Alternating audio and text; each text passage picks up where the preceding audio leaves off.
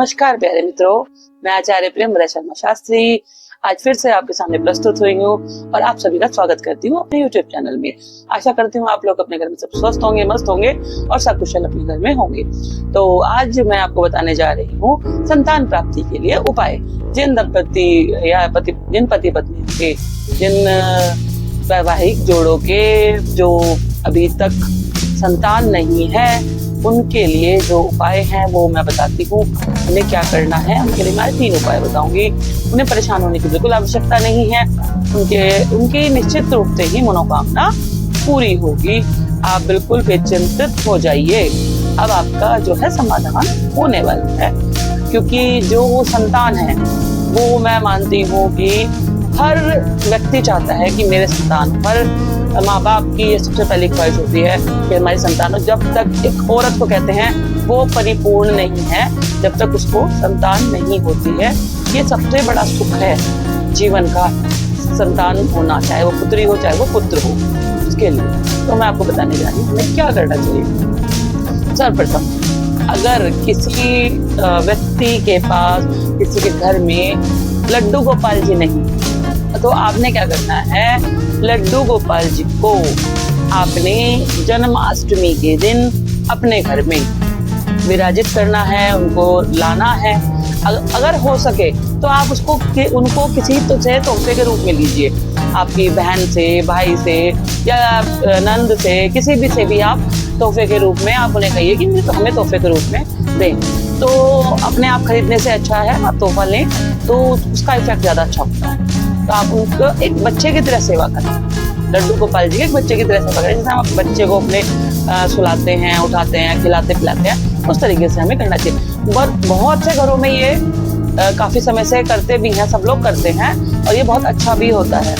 तो आपने क्या करना है, जन्माष्टमी के दिन लाइए उन्हें और उनका पूरा विधि विधान से अच्छा सा उत्सव मनाइए। ठीक है, जन्माष्टमी हम सभी मनाते हैं, उस दिन आप अच्छे से उनका जो है स्वागत कीजिए। इसके बाद जन्माष्टमी से छठे दिन, जैसे कि हम अपने बच्चों की छठी करते हैं, हमारे घरों में छठी का विशेष महत्व माना जाता है।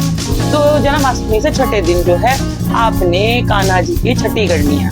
कैसे करनी है छठी, जैसे कि हम अपने बच्चों की करते हैं। आपने कान्हा जी को गोद में रखना है अपनी, और इसमें क्या बनता है, छठी में कढ़ी और चावल, कढ़ी चावल बनते हैं। तो ऐसे ही आपने सेम कढ़ी चावल बनाने हैं श्रद्धा भाव से, और उन कढ़ी चावल का प्लेट सजाकर उसमें 5 या 7 रोटियां रखकर भी और कुछ दक्षिणा रख के गोपाल जी को गोद में रखे आपने 7 बार उस थाली को मिनसना है।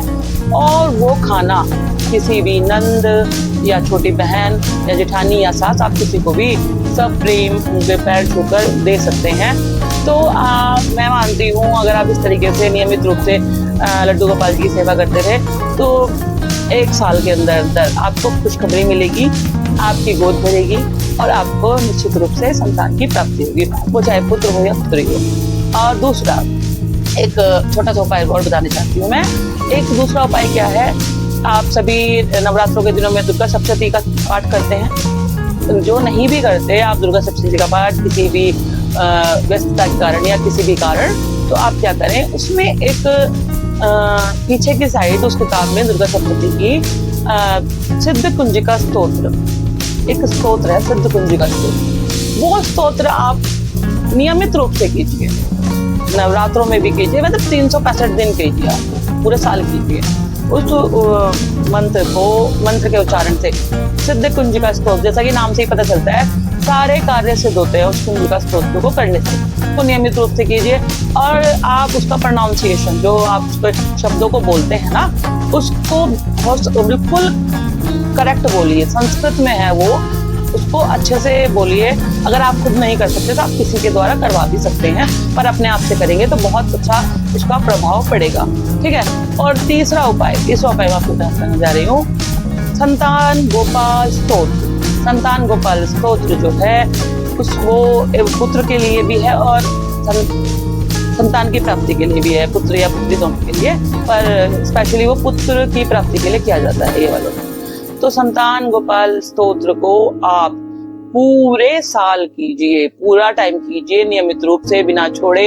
आप इस मंत्र इसको नियमित रूप से करने से आपके घर में निश्चित रूप से पुत्र या पुत्री की प्राप्ति जरूर होगी। अगर आप ये 3 उपाय नियमित रूप से करते हैं तो मेरी ऐसी उम्मीद है, मेरी ऐसी आशा है, क्योंकि काफी लोगों को इसका प्रभाव मिला है, उसमें मैं अपने आप को भी ऐड करती हूँ, अपने आप को भी जोड़ती हूँ, मुझे भी इसका फल मिला है।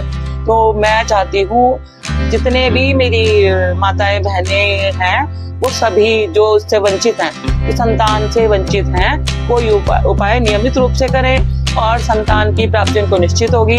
और आपको कोई भी पॉजिटिव इफेक्ट मिलता है तो आप प्लीज मुझे कमेंट बॉक्स में लिखकर जरूर बताएं, तो मुझे बहुत अत्यंत प्रसन्नता होगी।